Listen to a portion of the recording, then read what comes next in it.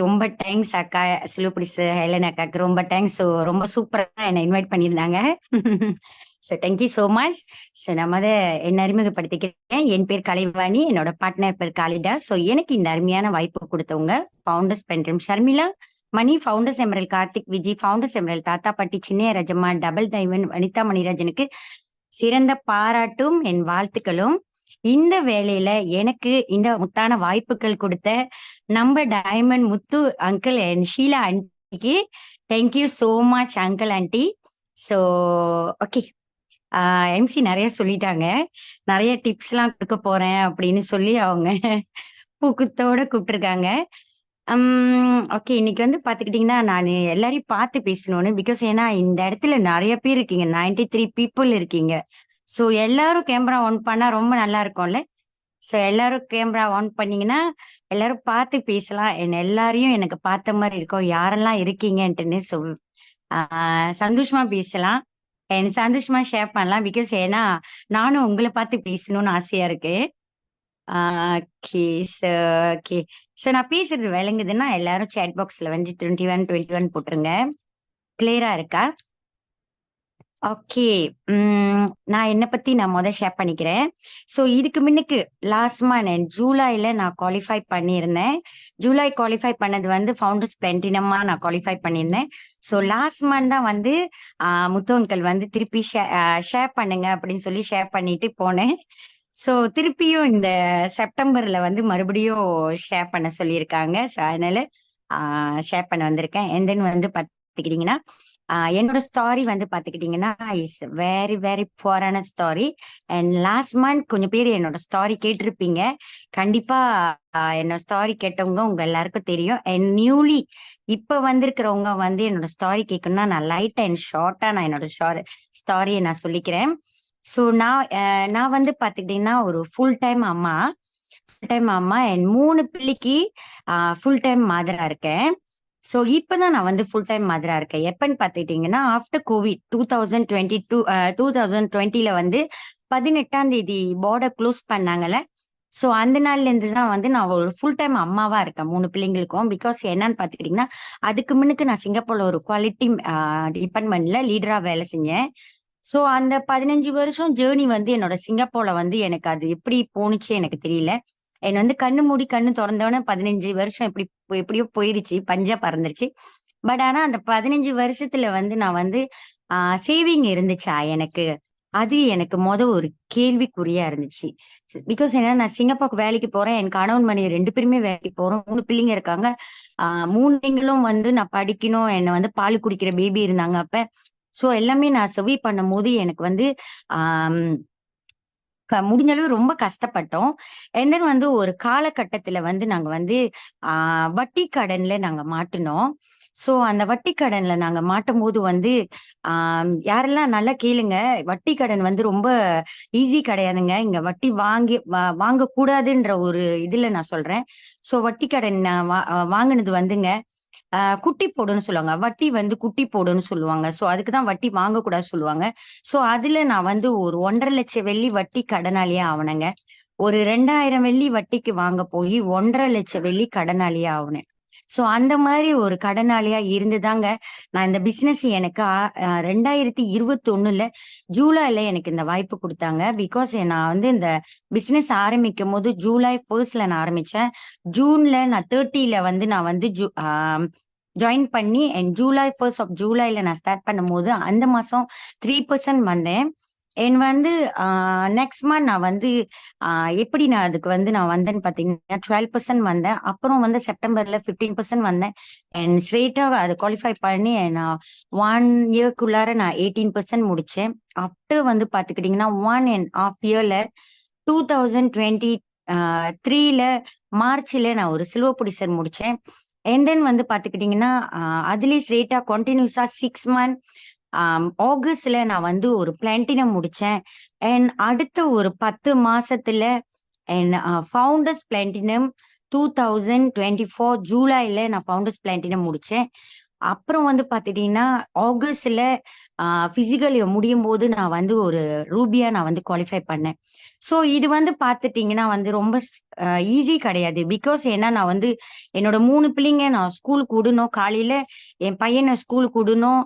பெரிய பையன் வந்து ஃபார்ம் 5 படிக்கிறாரு, ரெண்டாவது ஃபார்ம் 2 படிக்கிறாங்க, அண்ட் தேர்ட் வந்து டாட்டர் டாட்டர் வந்து 3 வயசு ஸ்டாண்டர்ட் 2 படிக்கிறாங்க. அண்ட் வந்து இது எல்லாத்தையும் நான் ஒண்டி தான் நான் பார்க்கணும். பிகாஸ் ஏன்னா என் ஹஸ்பண்ட் வந்து காலையில 4:30 வேலைக்கு போயிடுவாங்க, சிங்கப்பூருக்கு வேலைக்கு போயிடுவாங்க. அவங்க வர்றது நைட்டு 9 o'clock ஆயிரும். சோ அந்த 4:30ல இருந்து அந்த 9 o'clock வரைக்கும் இந்த அம்மா தான், இந்த 3 பிள்ளைக்கு இந்த ஒரே அம்மா தான், இந்த ஒரு அம்மா தான் எல்லாமே சர்வை பண்ணணும், எல்லாமே சர்வை பண்ணணும். அண்ட் வந்து பாத்துக்கிட்டீங்கன்னா வந்து ஒரு அம்மாவா இருந்தா ஹவுஸ் ஒய்ஃப் தான் வந்து அதிகமா வேலை இருக்கும்.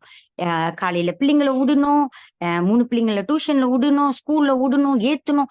எல்லாமே சேம் டைம் இல்ல தெரியுமாங்க. எல்லாமே வந்து டைமிங்கே மாறி மாறி இருக்கும்.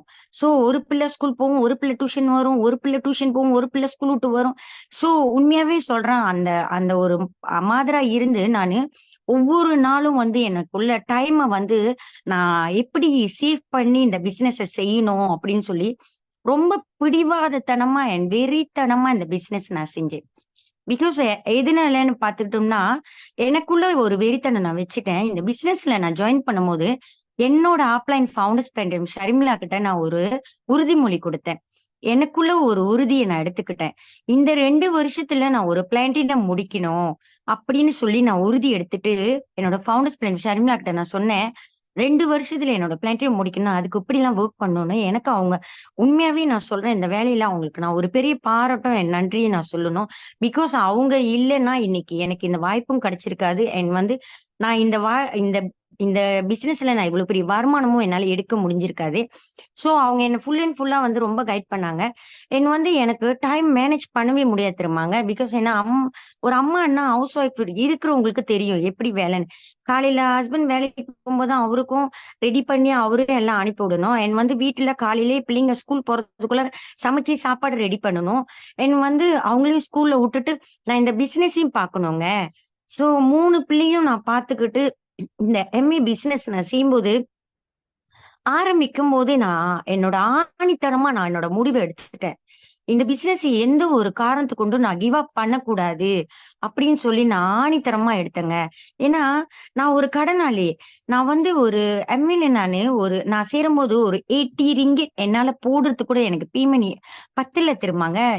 2021ல 85 ரிங்கிட் அதோட இது ஆஃப்டர் கோவிட்க்கு அப்புறம் தான் 2020க்கு நான் ஜாயின் பண்ணதுக்கு அப்புறம் தான் 60 ரிங்கிட் வந்துச்சு. சோ அப்படி இருக்கும்போது நான் அந்த அந்த காசு வந்து எனக்கு போட கூட காசு பத்தல திரும்பாங்க. பட் ஆனா நான் எடுத்தேன் அந்த இடத்துல. ஒரு கோவிட்ல எனக்கு ஒரு பேமெண்ட் எனக்கு ஒரு 85 போட முடியல. நான் ஒரு 15 வருஷம் சிங்கப்பூர்ல வேலை செஞ்சிருக்கேன். என்கிட்ட ஒரு 0 சேவிங்கா இருக்கிறேன். என்னால எதுவுமே சர்வை பண்ண முடியல. வை நாட் இந்த பிசினஸ் நான் செஞ்சு பார்க்க கூடாது அப்படின்னு சொன்னனாலதாங்க இன்னைக்கு நான் உங்கள்ட்ட ஒரு ரூபியா பேசுறேங்க.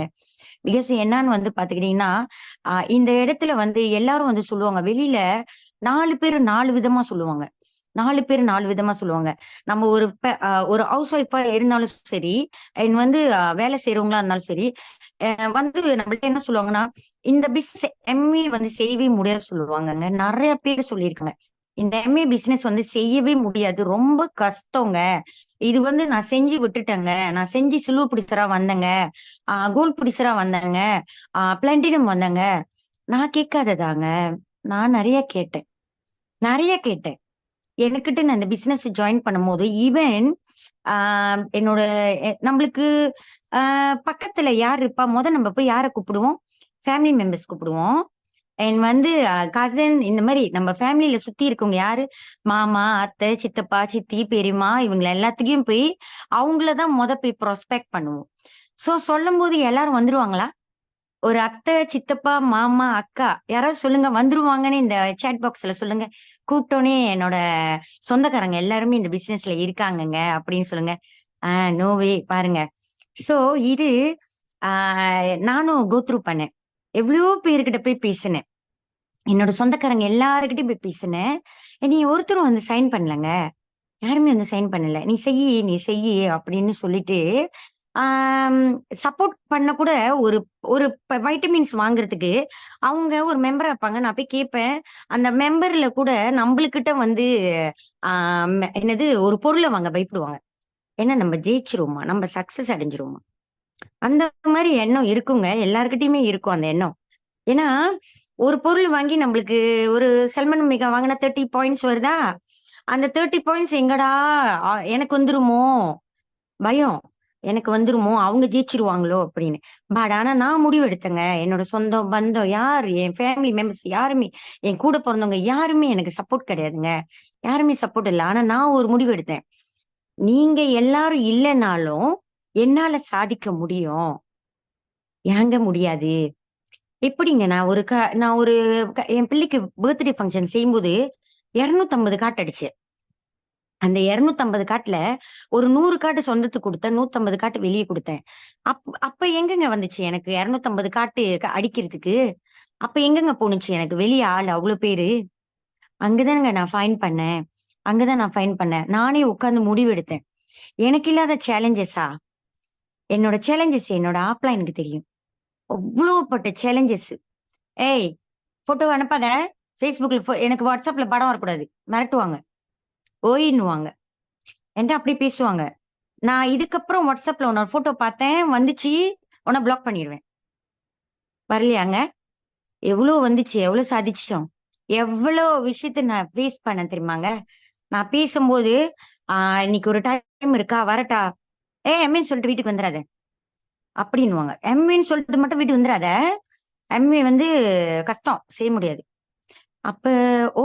எம்ஏன்னு சொல்லி வீட்டுக்கு வரக்கூடாது, கஷ்டம். அப்படின்னா, எனக்குள்ள நான் ஒரு வெறித்தனத்தையும், எனக்குள்ளார ஒரு பிடிவாதத்தையும் நான் எடுத்தேன். நீங்க தானே உங்க வீட்டுக்கு வர வேண்டாம்னு சொன்னீங்க. ஒரு ஆள் தானே சொன்னாங்க. ஆனா இருக்க இன்னும் ஒரு 10 சொச்ச பேர் இருக்காங்கல்ல.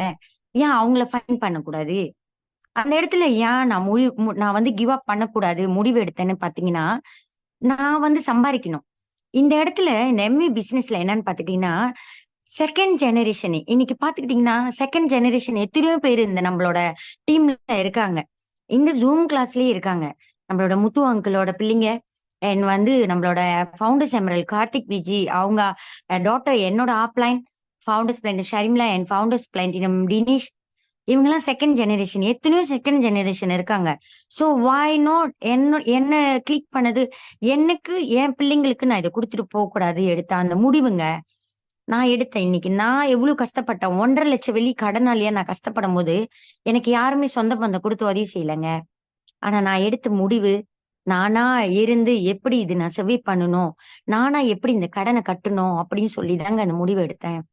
அப்ப ஒரு ஆள் ஒரு விஷயத்த சொல்றாங்க. என்ட்ட வந்து சொல்றாங்க, "எம்.இ செய்ய முடியாது கலைவாணி. நீ எப்படி எம்.இ செய்ற?" அப்படின்னு கேட்கும்போது, நான் கேட்கிறேன், "ஆ சரிக்கா, நீங்க எம்.இ செய்ய முடியாது சொல்றீங்க. எனக்கு ஒரு 100 வெள்ளி பிஞ்சா பண்றீங்களா? குடுக்குறீங்களா?" அப்படின்னா குடுப்பாங்களா? யாருமே குடுக்க மாட்டாங்கங்க. 100 வெள்ளி கேட்ட கையோட திருப்பி 2வது ஸ்டெப் எடுப்பாங்க பின்னால. நீங்க 100 வெள்ளி கேட்டுட்டீங்களே, இது இப்ப 100 வெள்ளி கேக்குதா? அடுத்தது எப்ப 1000 வெள்ளி கேட்கும்னு தெரியாதுன்னு அடுத்த ஒரு ஸ்டெப் பின்னால எடுத்துருவாங்க. நாளைக்கு நீங்க கால் பண்ணாலும் ஆன்சர் பண்ண மாட்டாங்க. ஆனா எம்.ஏ செய்ய முடியாதுன்னு சொல்றதுக்கு மட்டும் மின்னுக்கு நிப்பாங்க. மின்னுக்கு நின்னு இது செய்ய முடியாதுன்னு கியூ கட்டி நிப்பாங்க. ஆனா அததான் நம்ம கேட்கிறோம். ஆனா அத கேட்கல.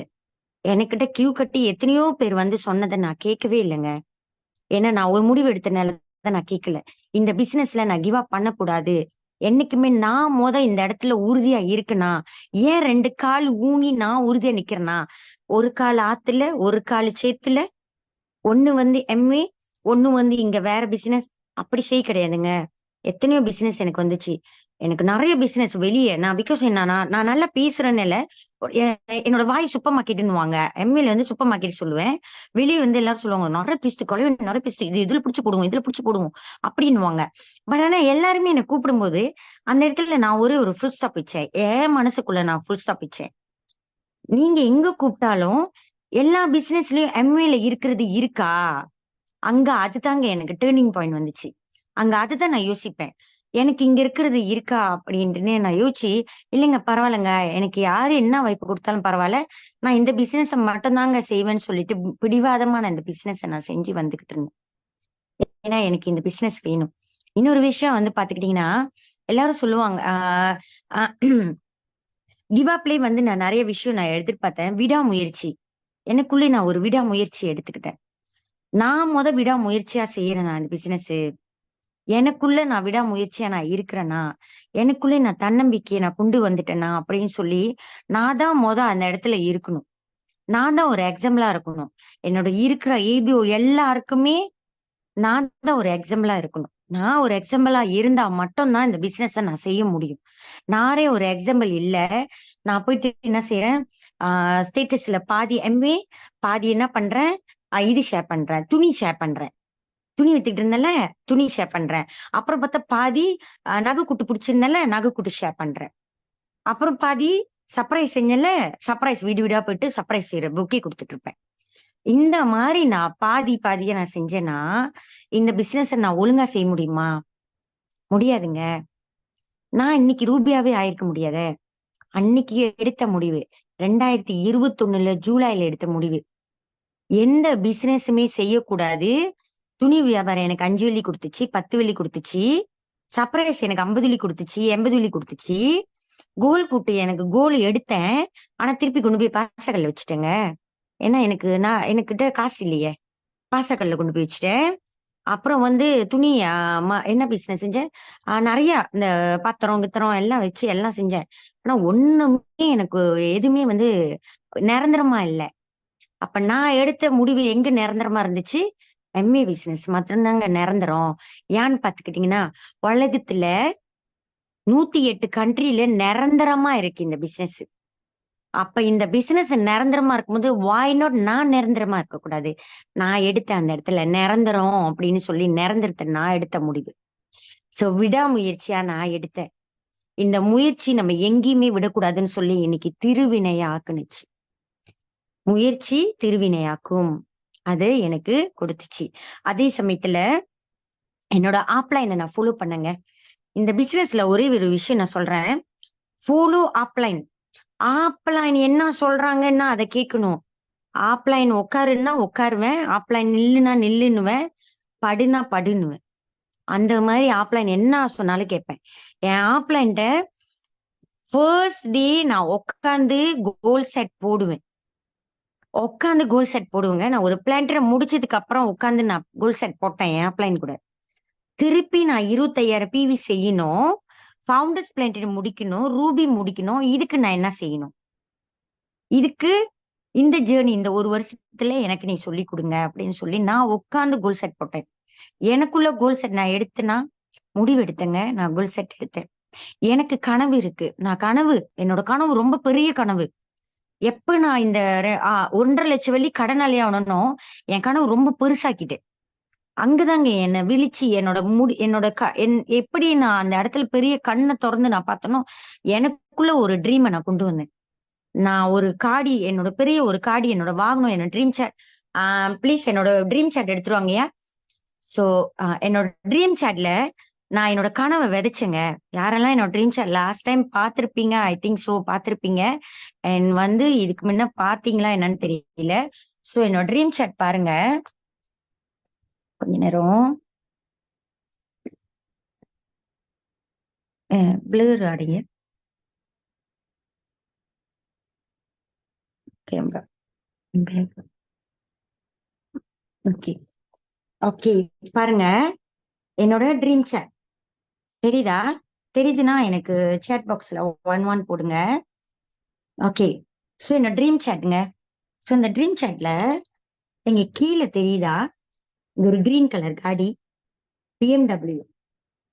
பிஎம்டபிள்யூ இந்த பிசினஸ்ல நான் ஜாயின் பண்ணதுக்கு அப்புறம் இந்த பிஎம் காடி நான் வாங்கணும்னு சொல்லி முடிவெடுத்தேன். இங்க நிறைய காடி ஒட்டியிருப்பேன். நிறைய காடி. என்னோட ஃபியூச்சர் நல்லா பாருங்க. என்னோட ட்ரீம் வீடு, பெரிய வீடு. இது என்னோட பிள்ளைங்க. இது எல்லாமே. சோ நான் வந்து என்னோட ட்ரீம் சாட்டை நான் இதுல விதைச்சேங்க. இதுல நான் விதைச்சேன். இங்க நான் போட்டேன். என்னோட விதைய இங்க நான் போட்டேன். என்னோட கனவை தூக்கி எல்லாமே இங்க வச்சேன். வச்சதுக்கு அப்புறம் நான் அதுக்கு ஒர்க் பண்ணேன். ஃபுல்லாவே இறங்கி ஒர்க் பண்ணேன். என்னோட ட்ரீம் சாட்டுக்கு நான் எப்பயுமே டெய்லி உயிரை கொடுத்துக்கிட்டே இருப்பேன். நான் எப்ப பிளாட்டினம் முடிக்கணும், எப்ப ஃபவுண்டர்ஸ் பிளாட்டினம் முடிக்கணும், எப்ப ரூபி முடிக்கணும், எப்ப சஃபையா முடிக்கணும், எப்ப எமரல் முடிக்கணும், எப்ப டைமண்ட் முடிக்கணும், எப்ப கிரவுன் முடிக்கணும் அப்படி சொல்லிட்டு நான் முடிவெடுத்தேன். நான் எடுத்த முடிவுனாலதான் இன்னைக்கு என்னால இந்த பின் என்னால எடுக்க முடிஞ்சுச்சு. நானே முடிவு எடுக்கல அப்படின்னா என்னால பின் எடுத்துக்க முடியாது. சோ அதனால எப்பயுமே நான் சொல்றேங்க, ஆப்லைன் பேச்சு ரொம்ப முக்கியம். ஆப்லைன் என்ன சொல்றாங்களோ அதை கேட்டோம்னா கண்டிப்பா இந்த பின்னே நாங்க டைமண்ட் பின்னே நம்மளால முடிக்க முடியும். பிகாஸ் ஏன்னா ஆப்லைனு அவங்களுக்கு தெரியுங்க, நம்மளோட பல மடங்கு அவங்க வந்து தெரிஞ்சு வச்சிருப்பாங்க இந்த பிசினஸ்ல. என்ன பொறுத்த வரைக்கும் இப்ப என்ன கேட்டீங்கன்னா ஒரு 3 வருஷம் தான் அந்த ஜேர்னில இருக்கேன். பட் ஆனா என்னோட ஆப்லைன் 12 வருஷம் 13 வருஷம் ஜேர்னில இருக்காங்க. என்னை விட எத்தனையோ வயசு சின்ன பிள்ளை, எத்தனையோ வயசு சின்ன பிள்ளை. ஆனா அவங்க பேச்சு நான் ரொம்ப கேட்பேங்க. ஏன்னா நான் எதுக்கு கேக்குறேன்னா, ஏன்னா அவங்க சாதிச்சுட்டாங்க. ஒரு யங்ஸ்டர்லயே ஒரு 18 வயசுல பிசினஸ் ஆரம்பிச்சு யங் ஜெனரேஷன் அவங்க சாதிச்சனாலதான், சாதிச்சவங்க பேசினா மட்டும்தாங்க நம்ம இந்த காது கேட்கணும். என் காது வந்து சாதிச்சவங்க சொன்னனாலதான் கேட்டுச்சு. சாதிக்காதவங்க யாருமே சொன்னவங்களோட இங்க சொல்றாங்க பாருங்க, அந்த நிமிஷமே அவங்க பேசும்போது கூட கேட்க மாட்டேன். நீங்க சாதிச்சிட்டீங்களா, நீங்க சாதிச்சீங்கன்னா என்கிட்ட சொல்லுங்க, நீங்க சாதிக்கலன்னா என்கிட்ட பேசாதீங்க. அந்த இடத்த விட்டு நான் பட்டுன்னு எந்திரிச்சு போயிருவேன். எனக்கு வேண்டாம். அந்த மாதிரி நான் முடிவெடுத்தேன். நான் முடிவெடுத்தேன். எனக்குள்ள நான் அத வந்து எடுத்து நான் அந்த பிசினஸ் செஞ்சேன். 2வது வந்து பாத்துக்கிட்டீங்கன்னா, சாக்ரிஃபை ரொம்ப முக்கியம் அந்த பிசினஸ்ல. ரொம்ப ரொம்ப முக்கியமான ஒரு விஷயம் சாக்ரிஃபை. எதனால எந்தெந்த விஷயத்துல நான் சாக்ரிஃபை பண்ணீங்கன்னா, நான் இந்த மீட்டிங் சென்டர் என்னோட ஆப்லைன் 2 பேருமே கேட்டிருக்காங்க. என்னோட அம்மா mentor founders plant founders plant Sharmila and founders Vijay ஆண்டியும் கேட்டுட்டு இருப்பாங்க, அம்மாவும் அப்பாவும். இந்த பிசினஸ்ல நான் ஜாயின் பண்ணி ஒரு நாள் கூட நான் மீட்டிங் சென்டர்ல லீவ் போட்டதே இல்ல. மீட்டிங் சென்டர் லீவே நான் ஒரு நாள் கூட போட்டதே இல்லைங்க. என்னோட லீடர்ஸ் என்னோட ஆப்லைன் தெரியும். லீவ் போட்டதில்ல. எஸ். அதே சமயத்துல என்ன ஈவென்ட் வச்சாலும் எம்ஏ சம்பந்தப்பட்ட செமினார், மீட்டிங், ஈவென்ட் என்னென்ன நம்மளுக்குள்ள எது எது கூப்பிடுறாங்க, ரேலி எங்கெங்க கூப்பிடுறாங்க, அங்கதாங்க நான் என்னோட பேரை கொடுப்பேன். என் ஆப்லைன் பேரை கேட்கவே மாட்டாங்க. கலைவணியக்கா வரீங்களான்னு கேட்கவே மாட்டாங்க. என் பேரை போட்டுருவாங்க. கலைவாணி இந்த ரேலிக்கு வராங்க. பேமெண்ட் மட்டும்தாங்க நான் போடுவேன். அக்கா ஜாயின் பண்றீங்களா, வரீங்களான்னு அந்த ஒரு கொஸ்டின் கேள்வி மார்க்ஸே இருக்காது. It's true. சோ அந்த மாதிரி அவங்க எது சொன்னாலும் நான் கேட்டுட்டு எல்லா ஈவென்ட்லயும் நான் கலந்துக்குவேன். எனக்கு ஃபங்க்ஷன் முக்கியம் இல்ல. என்னைக்கு இந்த பிசினஸ்ல நான் ஜாயின் பண்ணணும், எனக்கு கூப்பிடுற ஈவென்ட்ல நான் கல்யாணம் பண்ணிட்டேன். எனக்கு 3 பிள்ளைங்க, எனக்கு ஃபேமிலி இருக்கு. கல்யாண பத்திரிக்கை, பர்த்டே ஃபங்க்ஷன், காது குத்து, என்ன பூபர்த்தியா, என்ன அது சொல்லுவாங்களே சடங்கு, என்னென்னமோ எது எது கூப்பிடுவோம், வளக்காப்பு, நலுங்கு எல்லாத்துக்கும் கூப்பிடுவாங்க. ஆனா அந்த நலுங்கு ஈவென்ட்ல எனக்கு எம்ஏவோட ஈவென்ட் இருந்துச்சுன்னா, ஏங்க நலுங்குக்கு போனேன்னா எனக்கு நலுங்குலயே அங்க காசு கிடைக்குது, இல்ல அந்த பிறந்த நாளைக்கு போனா எனக்கு பிறந்த நாள்ல காசு கிடைக்குதா? இல்லைங்க. எனக்கு எங்கெங்க போனா காசு கிடைக்குது? எம்ஏக்கு போனா மட்டும்தான் என்னால சம்பாதிக்க முடியும். நலுங்குக்கு போனானா என் வேலையை முடிச்சுனா 10 நிமிஷம் 20 நிமிஷம் கூப்பிட்டதுக்கு மரியாதை கொடுத்து தலையை காட்டிட்டு, ஓகேங்க எனக்கு மீட்டிங் இருக்கு 8 மணிக்கு 8:30 மணிக்கு, என் வேலை எது உன்கிட்ட நான் சொல்லணும் அவசியம் இல்ல, வந்துருவேன். வந்து என் மீட்டிங் அட்டென்ட் பண்ணுவேன். ஒரு நாள் கூட ஜூம் கிளாஸ் மீட்டிங் நான் வந்து மிஸ் பண்ணதில்லை. எதுவுமே நான் மிஸ் பண்ணதே இல்லை. நான் மிஸ் பண்ணாதனால தாங்க என்னால இவ்வளவு தூரம் என்னோட ஆப்லைன் பேச்சு கேட்டு நான் என்னால வர முடிஞ்சுச்சு. எந்த ஒரு ஈவனா இருந்தாலும், ரேலியா இருந்தாலும், எதுவா இருந்தாலும், எனக்கு ரேலியா கல்யாணமான்னு கேட்டா ரேலி, எனக்கு செமினாரா கல்யாணமான்னு கேட்டா செமினார் தான் சொல்லுவேன். கல்யாணம்னு சொல்ல மாட்டேன். ஏங்க கல்யாணத்துக்கு நாளைக்கு போய்க்கலாம். இல்லைன்னா நான் என்ன பண்ணிருவேன், அந்த கல்யாண பத்திரிக்கை மரியாதை வீட்டுல வந்து கொடுத்தனல்ல, அந்த பத்திரிக்கைக்கு நான் என்ன பண்ணிருவேன், கொடுத்துட்டு அவங்க கொடுத்தாங்களேன்ட்டு ரேலிக்கு அட்டென்ட் பண்ணிட்டு மறுநாள் போவேன். அவங்க மரியாதை கொடுத்தாங்களா, இப்ப மொய் மட்டும் கொடுத்துட்டு வர முடியல, மன்னிச்சிருங்க. நேத்து எனக்கு ஒரு விஷயமா வெளியே போயிருந்தேன். சோ அதனால அவங்க மதிச்சு வந்து கொடுத்ததுக்கு நம்ம மரியாதை போய் அவங்கள போய் மதிச்சு போய் கொடுத்துட்டு வந்துட்டோமா, இது போதுங்க. ஆனா எம்ஏ விஷயத்துல எந்த இவனா இருந்தாலும் நம்ம கலந்துக்கிட்டு இந்த பிசினஸ நல்லா செஞ்சு வந்தோம்னா கண்டிப்பா நம்ம தாங்க இந்த இடத்துல வெற்றியாளரு. இன்னைக்கு எத்தனை டைமண்ட்ஸ், எத்தனை கிரவுன்ஸ், எத்தனை பேர் இந்த இடத்துல இருந்து வந்து செஞ்சிட்டு இருக்காங்க. அப்ப அவங்கள தாங்க எனக்கு ஒவ்வொரு டேர்னிங் பாயிண்டும் டைமண்ட்ஸோட ஸ்பீச்ச கேட்டுதான். ஒவ்வொரு டைமண்ட்ஸும் ஒரு ஒரு செமினார்ல ஒரு ஒரு டைமண்ட்ஸ் பேசும்போதுங்க எனக்கு அப்படியே டமார்னு அப்படியே கிளிக் பண்ணும். டமார்னு கிளிக் பண்ணும். எனக்கு அப்படியே ஒவ்வொரு டைமண்ட் சொல்லும்போது, இப்படிக்கெல்லாம் கஷ்டப்பட்டு சாதிச்சு வந்தாங்களான்னு. அப்ப அவங்க சாதிச்சு வந்திருக்காங்க. நான் ஏன் சாதிக்க முடியாது? நானும் அதே 1,50,000 வெள்ளி கடனாளி தான். டபுள் டைமண்ட் முகுந்தன், சரினா தேவி அவங்க பேசும்போது எனக்கு கிளிக் பண்ணுச்சு. அவங்களும் ஒரு பெரிய கடனாளி. அவரும் ஒரு பெரிய கடனாளியா வந்தாரு. அங்கதாங்க நான் கிளிக் பண்ணேன். ஐயோ! இவரும் நம்மள மாரி ஒரு கடனாளி தானா? எனக்கும் தெரியாம போச்சே! இன்னைக்கு அவரு சுவாதிச்சு சொன்னனால தானங்க எனக்கும் தெரிஞ்சுச்சு. சோ அந்த இடத்துல நான் சாக்ரிஃபைக்கு ரொம்ப இடத்த நான் எடுத்து குடுத்தேன். சாக்ரிஃபைனாலே நான் தான் அந்த இடத்துல இருப்பேன். அதாவது நான் அந்த இடத்த குடுக்கணும் அப்படின்னு. இன்னொன்னு, அப் நம்ம இந்த பிசினஸ்ல அப் அண்ட் டவுன் இருந்துகிட்டே இருக்கும். எந்த ஒரு அப் அண்ட் டவுன் இருந்துட்டே இருக்கும். 4 பேர் வெளிய ஏதாச்சும் சொல்லுவாங்க, இது இருக்குன்னு. நம்ப நேரா யார்ட்ட போய் ஷேர் பண்ணணும்? அம்மா கிட்ட போய் ஷேர் பண்ணணுமா? அப்பா கிட்ட போய் ஷேர் பண்ணணுமா? என்ன சொல்லுவாங்க? கணவர் இருந்தாருன்னா, இந்த பிசினஸ் இல்லன்னா அவரு சொல்லுவாரு, "ஆ பரவால்ல விட்டுரு. பிசினஸ் வேணாம் செய்யாத." அப்பா சொல்லுவாரு, "ஏம்மா இதெல்லாம் கஷ்டப்படுத்திட்டு செய்ற?" ஏன்னா அப்பாக்கு இந்த பிசினஸ் பத்தி தெரியாதே. "ஏம்மா கஷ்டப்படுத்திக்கிற? ஏம்மா இவங்கள்ட்டலாம் ஏச்சு பேச்சு வாங்குற?" அப்படின்னு அப்பா சொல்லுவாரு. ஏன்னா கஷ்டப்படும். பட் ஆனா, இத யார்ட்ட போய் ஷேர் பண்ணணும்னா, உங்க ஆப்லைன் கூட்டிட்டு வந்தாங்கல்ல, அவங்கள்ட்ட போய் ஷேர் பண்ணுங்க. அவங்க உங்ககிட்ட போயிட்டு உட்கார்ந்து ஷேர் பண்ணும்போது, அவங்க உங்ககிட்ட சொல்லுவாங்க. "ஆமா கலைவாணி, அக்கா, கலைவாணி அக்கா, இந்த மாரி அக்கா, சரிக்கா டவுன் ஆவாதீங்க. யூ கேன் டூ இட் அக்கா. உங்களால முடியும். நீங்க சாதிப்பீங்கக்கா. யார் என்ன பேசினாலும் பரவாயில்லக்கா. நீங்க எடுத்த முடிவு எடுங்கக்கா. ஆனா, இந்த பின்கால் மட்டும் வைக்கிறேன்னு சொல்லி முடிவு எடுக்காதீங்க. வந்துட்டோம்க்கா மின்கால் வைக்கிறதுக்கு. மின்கால் எடுத்து போங்கக்கா. நடந்து போறோம். நம்ம ரிவர்ஸ்ல நடக்க முடியுமா?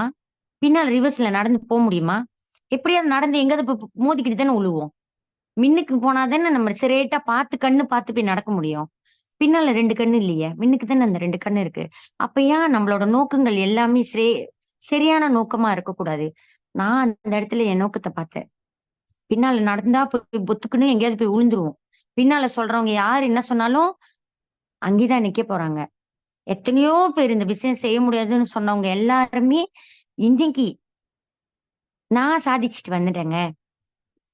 என் பின்னால எத்தனை பேர் பேசுனாங்க. இந்த பிசினஸ்ல எல்லாரும் பேசுவாங்க. எல்லாரும் பேசுவாங்க. இந்த பிசினஸ நம்ம சாதிச்சுட்டு வரோன்னும் போதும் பேசுவாங்க. சாதிக்கலனாலும் பேசுவாங்க. நம்ம செஞ்சு நல்லது போய் பண்ணிட்டு இருக்கும்போதும் பேசுவாங்க. எது வேணாலும் பேசுவாங்க. ஏங்க எனக்கு வரலையா பேசாதது? எவ்வளவு பேருங்க பேசுறாங்க? அண்ணா அத கேட்டுட்டு உடைஞ்சு விழுந்துட்டனா? இல்லையே. அவங்க பேசுனா பேசிட்டு போட்டோம். இதுல வாங்கிட்டு, இதுல விட்டுட்டு என்னோட நோக்கம் எல்லாமே பிசினஸ் தாங்க. எம்வே தாங்க எனக்கு வேணும். என்னோட நோக்கம் எல்லாமே எனக்கு எம்வே தான் வேணும். எம்வேல மட்டும் நான் நோக்கத்த பாக்குறேன். யாரு என்ன பத்தி பேசினாலும் எனக்கு அத பத்தி கவலையே இல்ல. நான் கவலையும் படமாட்டேன். நான் கவலைப்படும்போது யாராச்சும் எனக்கு உதவி செஞ்சாங்களா? இல்ல நான் கஷ்டப்படும்போது என்ஜிஓலாம் வந்து எனக்கு சாப்பாடு குடுத்த மாரி யாராச்சும் உதவி செஞ்சாங்களா? சொந்த பந்தம் உதவி செஞ்சுச்சா? கூட பிறந்தவங்க உதவி செஞ்சாங்களா? யாருமே இல்லங்க. என்ட்ட எதுவுமே இல்லங்க. ஒரு சொட்டு நகை இல்லங்க. எல்லா நகையும் கொண்டு போய் பாசக்கல்ல வச்சுட்டேங்க. தாலியில உள்ள நகைய கூட பாசக்கல்ல ஏங்க நான் இந்த இடத்துல வெட்கப்படணும் உங்ககிட்ட சொல்றதுக்கு? தாலில எங்க அப்பா, எங்க அம்மா கட்டி அந்த தாலி மட்டும் தான் கணவர் போட்டாரு. அந்த தாலி பக்கத்துல எங்க அம்மா வரிசலா சங்கிலி நெறச்சு போட்டு அனுப்புனாங்க. அதுல உள்ளது எல்லாத்தையும் கொண்டு போய் பாசக்கல்ல வச்சுட்டேங்க. இது சொல்ல நான் வெட்கப்படல. ஏன்னா நான் கஷ்டப்பட்டேன் அந்த இடத்துல. நான் அத கோ த்ரூ பண்ணேன். என்னோட கஷ்டத்த எல்லாத்தையும் அங்க கோ த்ரூ பண்ணேன். இதுதான் என்னோட கஷ்டமா? இதுக்கு நான் முற்றுப்புள்ளி வைக்கணுமா? நான் கஷ்டத்துக்கு முற்றுப்புள்ளி வைக்கணும் அப்படின்னு சொல்லி, நான் ஜெயிச்சு வரணும்னு சொல்லி இன்னைக்கு மின்கால் எடுத்துதாங்க வந்தேன். கஷ்டம்னு சொல்லி நான் தொங்கி உட்காரல. பல பிரச்சனை வரும். நம்மளுக்கு வீட்டுல, ஃபேமிலில பிரச்சனை வரும். வெளிய போனா பிரச்சனை வரும். எல்லாமே பிரச்சனை தான். எங்க போனாலும் பிரச்சனை காதுல ஒலிச்சுட்டே தான் இருக்கும். ஆனா அந்த பிரச்சனைய காதுல கேட்க வேணாம். அந்த பிரச்சனைய காதுல கேட்கவே இல்ல. என் ஃபேமிலில பிரச்சனை வருதா? சொந்த பந்த பிரச்சனை வருதா? ஏதோ ஒரு பிரச்சனை. அவங்க பிரச்சனை அவங்க சால்வ் பண்ணிக்கிட்டோம். நான் இந்த பிசினஸ நல்லா செஞ்சு வரணும். எனக்கு இந்த பிசினஸ் மட்டும் தான் வேணும். அந்த பிரச்சனை கிட்ட நான் என்ன செய்ய போறேன்? சால்வ் பண்ண முடியுமா? இல்ல அந்த பிரச்சனைய போயிட்டு நான் தான் போய் இது பண்ண முடியுமா? முடியாதுங்க. எவ்வளவு பிரச்சனை வந்தாலும், எது வந்தாலும், நான் ஒரே ஒரு விஷயம் மட்டும் தாங்க நான் செய்வேன். சாதிக்கணும்ன்ற ஒரு முடிவு தாங்க நான் எடுத்தேன். நான் சாதிக்கணும், நான் ஜெயிக்கணும், நான் ஜெயிச்சு வரணும். என்னோட விஷயம், என்னோட நோக்கம் எல்லாமே ஜெயிக்கணும், ஜெயிக்கணும், ஜெயிக்கணும். என் பிள்ளைங்களோட லைஃப் ஸ்டைல நான் மாத்தணும். என் கணவர் வேலை செஞ்சுட்டு இருக்காரு சிங்கப்பூர்ல. அவர் வேலை விட்டு நிப்பாட்டணும். அவரு காலைல 4:30 மணிக்கு போறாரு. ராத்திரி 9 மணிக்கு வராரு. எப்பங்க என் கூட ஃபுல் டைமா ஆக்க போறேன்? ஒரு வைஃபா இருந்து நான் ஆக்கணும். நான் செய்யணும் இத. நான் தாங்க முடிவு எடுக்கணும். அப்ப நான் எடுத்துட்டு இருக்க முடிவு. எப்ப என் கணவர வேலை விட்டு நிப்பாட்டி, என் வீட்டுக்காரும், நானும் வைஃப்பும், கணவரும் ஒண்ணா சந்தோஷமா வெளிய போனோம். எல்லாருக்குமே இருக்கும் தானங்க. வைஃபா இருந்தா எல்லாரும் கனவு இருக்கும் தானே. கணவர் ஒண்டி வேலைக்கு போயிட்டு வராரு. பாவம் காலையில வேலைக்கு போறாரு, ராத்திரி வராரு. எவ்வளவு கஷ்டமா இருக்கும். அந்த மாரி இருக்கும்போது, அவரும் நம்ம கூட ஃபுல் டைமரா இருக்கும்போது, பிள்ளைங்களோட சந்தோஷமா அந்த பிசினஸ் செய்யும்போது எவ்வளவு நல்லா இருக்கும். It's true. செஞ்சுட்டு இருக்காங்க. என் கண்ணு மினுக்கு என்னோட பேரண்ட்ஸ் மென்டோ அம்மா, அப்பா, uh founders emerald Karthik Vijay uncle அம்மாவும், அப்பாவும் செய்றாங்க. பிள்ளைங்களோட சந்தோஷமா குடும்பத்தோட வெளிய போறாங்க. குடும்பத்தோட சாப்பிடுறாங்க. குடும்பத்தோட என்ஜாய் பண்றாங்க. குடும்பத்தோட வெளிநாட்டுக்கு போறாங்க. அததாங்க பார்த்தேன். என் குடும்பத்தோட நான் இருக்கணும். என் குடும்பத்தோட சந்தோஷத்த. அப்ப எப்ப நான் குடுக்க போறேன்? 60 வயசுக்கு மேல நான் குடுக்க போறேனா இந்த சந்தோஷத்த? அப்ப நடக்கவே முடியாது. மூச்சு கூட விட முடியாது. இல்ல அந்த நேரத்துல நான் ஒரு இடத்துல வேலை செஞ்சுட்டுமே இருப்பனான்னு ஒரு கேள்விக்குறியா தான் இருப்பேன். இருப்பனான்ட்டு ஒரு கேள்விக்குறி தான். ஆனா இந்த பிசினஸ்ல ஹெல்த் இருக்குங்க. ஹெல்த்தும் இருக்கு. நம்ம சந்தோஷத்தையும் நம்ம கொண்டாடுறோம். எதுக்குங்க அந்த 4 விஷயத்த சொல்லியிருக்காங்க. ஃப்ரீடம், ஃபேமிலி, ரிவார்ட்ஸ், ஹோப்ஸ் எதுக்கு சொல்லியிருக்காங்க? அதுதான். அததாங்க பார்த்தேன் அந்த இடத்துல. எனக்கு ஃப்ரீடம் வேணும். எனக்கு ஃப்ரீடம் என்னோட ஃப்ரீடமே என்னோட குடும்பம் தான். என் கணவர், என் மனைவி. என் குடும்பத்தோட நான் ஃப்ரீடமா இருக்கணும். நான் எப்பயுமே இந்த இடத்துல எனக்கு என்னோட ரிவார்ட்ஸ் எத்தன ரிவார்ட்ஸ் தெரியுமாங்க? எத்தன ரிவார்ட்ஸ். அந்த ரிவார்ட்ஸ் போய் வாங்கும்போது எவ்ளோ சந்தோஷமா இருக்குது. யாருக்கெல்லாம் இங்க ரிவார்ட்ஸ் பிடிக்காது? யாருமே பதில் குடுக்க மாட்டீங்க. எல்லாருக்குமே ரிவார்ட்ஸ் வேணும். ரிவார்ட்ஸ் எல்லாருக்குமே வேணும். ரிவார்ட்ஸ் யாருக்கெல்லாம் ரொம்ப ரொம்ப பிடிக்கும்? எனக்கு ரிவார்ட்ஸ் கிடைக்குமா? எனக்கு ரிவார்ட்ஸ் கிடைக்குமான்ட்டு. ரிவார்ட்ஸ் எல்லாருக்குமே வேணுங்க. எல்லாருக்குமே வேணும். ஆசைப்படுவோம். டிராவல் யாருக்குங்க பிடிக்காது? ஃப்ரீயா காசே இல்லாம போனது டிராவல்.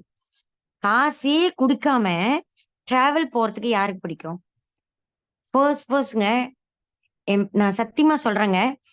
மொத என்னோட லைஃப்ல எனக்கு நான் 40 வயசு கால தொடுறேன். ஃப்ளைட்ல ஏறுனதே இல்ல. ஃப்ளைட்ல நான் ஏறுனதே இல்ல. ஏங்க வெளிய போலாம். இங்கருந்து பின்னிங் போனவங்க ஃப்ளைட் ஏறிப்பாங்க. இங்கருந்து எங்கெங்க போனவங்க ஃப்ளைட் ஏறிப்பாங்க. ஆனா நான் ஃப்ளைட்டே ஏறுனதில்ல. நான் முடிவெடுத்தேன் எம்.ஏ.க்கு வந்ததுக்கு அப்புறம். ஃப்ரீயா எம்.ஏ.வோட ட்ரிப்ல தான் நான் ஃப்ளைட் ஏறணும்னு நான் முடிவெடுத்தேன். ஏறி போனேன். மொத எங்க போனேன்? லங்காவி ஃப்ரீயா கூட்டு போனாங்க. ஃப்ரீயா போனேங்க. ஃப்ரீயா போனேன். காசே செலவு பண்ணல. அப்ப கூட எனக்கு காசு குடுத்து, அங்க போய் லங்காவில போய் ஷேர் பண்ணிக்கோங்க. சாக்லேட் வாங்கிக்கோங்க. உங்களுக்கு என்ன ஷாப்பிங் பண்ண போறீங்கன்னு குடுத்தாங்கங்க. நான் ஃப்ரீயா போனோம். நானும் என் கணவரும் வாழ்க்கையில பொறந்ததுலேருந்தே என் கணவருக்கு 45 வயசு ஃப்ரீயா ஏறும்போது. எனக்கு 39 வயசு. ஃப்ரீயா போனோம். ஃப்ரீயா போயி ஃப்ரீயா முடிவு நான் அந்த இடத்துல அந்த பிசினஸ்ல நான் ஃப்ரீயா இந்த இந்த இதுல தான் நான் டிராவல் பண்ணணும்னு நான் அங்க முடிவு எடுத்ததுனால தாங்க நான் போனேன். இப்ப அடுத்தது ஃப்ரீயா எங்கேங்க போறேன்? ஒசாகா ஜப்பான் போறேன். எனக்கு ரொம்ப சந்தோஷமா இருக்கு. எனக்கு ரொம்ப சந்தோஷமா இருக்கு. சோ இந்த வேலையில என்னோட ஃபவுண்டர்ஸ் பிளான் ஷர்மிளா மணிசுந்தரம்க்கு என்னோட அம்மா, அப்பா மென்டோ ஃபவுண்டர்ஸ் எமரல் கார்த்திக் விஜய் அப்பா, அம்மாக்கும் நானு சாரியா சாரியா சோ ஃபவுண்டர்ஸ் எமரல் அப்பா, அம்மாக்கு இவங்களுக்கு இந்த நன்றிய நான் ரொம்பவே நான் சொல்லணும். பிகாஸ் என்னன்னு பாத்துக்கிட்டீங்கன்னா, இந்த வாய்ப்பு எனக்கு ஷர்மிளா குடுத்தனால தாங்க இன்னைக்கு என்னால ஜப்பானுக்கு ஒசாகாக்கு ஃப்ரீயா போ முடிஞ்சுச்சு. இல்லன்னா எப்படிங்க நான் போயிருப்பேன்? இதுல சாதாரணமா வாசல் தானேங்க. அடி வாசல் தானேங்க. அடி வாசல் தானேங்க. சோ அந்த அடி வாசல் எங்க? லங்காவி, மலேசியா எல்லாரும் போயிட்டு வந்திருப்போம். பட் ஆனா என்னால போ முடியலையே. காசு வேணும்ல. காசு இருந்தா தாங்க போ முடியும். ஆனா நான் ஃப்ரீயா போயிட்டு வந்தேன். நான் ஃப்ரீயா அந்த இடத்துல போய் என்ஜாய் பண்ணிட்டு நான் 5 நாளுங்க 5 நாள். 5 நாள். மொத நாள் போனோம். 4 நைட்டு 4 நைட்டு ஃப்ரீயா குடுத்துட்டு போனாங்க. 3 நைட்டு லங்காவில இருந்தோம். 1 நைட்டு கேரளால கொண்டு போய் குடுத்திருந்தாங்க. சோ இதெல்லாம் எங்கங்க கிடைக்கும்? ஃப்ரீயா? நம்ம போனா காசு கட்டிட்டு தான் போணும். பட் ஆனா நாங்க ஃப்ரீயா போய் அந்த இடத்துல அனுபவிச்சுட்டு வந்தேன். முடிவெடுத்தேன். எங்க முடிவெடுத்தேன்? லங்காவில முடிவெடுத்தேன். அங்க ரெகக்னிஷன் குடுக்கும்போது முடிவெடுத்தேன். அடுத்த வருஷம் 2023 நவம்பர்ல நான் லங்காவி போனேன். 2024 டிசம்பர்ல ஜப்பான் போகணும்னு முடிவெடுத்தேங்க. அந்த இடத்துல நான் எடுத்த முடிவு தாங்க இன்னைக்கு எனக்கு ஜப்பான் ஒசாகாக்குன்னு குவாலிஃபை பண்ணியிருக்கேன். சோ இது எனக்கு ரொம்ப பெருமையா இருக்கு. ஆனா அன்னைக்கு சொன்னவங்க எத்தனையோ பேர் சொன்னாங்க, செய்ய முடியாது சொன்னாங்க. எப்படிங்க நான் ஜப்பானுக்கு ஒசாகா குவாலிஃபை ஆகுனேன்? செய்ய முடியாது சொல்லுவாங்க. ஆனா நம்ம தாங்க இந்த இடத்துல உறுதியா இருக்கணும். சோ நம்ம தான் உறுதியா இருக்கணும். அண்ட் எந்த ஒரு காரணத்த கொண்டும் கிவ் அப் பண்ணாதீங்க. கிவ் அப் இருக்கவே கூடாது. கிவ் அப் இருந்தாலே அது நம்மள எரிச்சிரும். சோ அதனால இந்த விஷயத்த இன்னைக்கு நான் சொல்லியிருக்கேன். உங்களுக்கு நெறைய நோட்ஸ் குடுத்திருப்பேன். அண்ட் வந்து இது வரைக்கும் நீங்க கேட்டதுக்கு thank you so much all leaders. And வந்து இங்க இவ்வளவு தூரம் கேமரா ஆன் பண்ணி பார்த்தவங்க, அண்ட் வந்து எனக்கு வாழ்த்து சொன்னவங்க எல்லாருக்குமே ரொம்ப ரொம்ப நன்றி. அடுத்தது நான் வந்து ஒசாகாக்கு போயிட்டு ஜப்பான்ல போய் என்ஜாய் பண்ணிட்டு ஃபர்ஸ்ட் ட்ரிப்ல என்ஜாய் பண்ணிட்டு அண்ட் சஃபாயில நான் உங்ககிட்ட வந்து பேசுறேன். Thank you so much. Bye. வாழ்த்துக்கள்.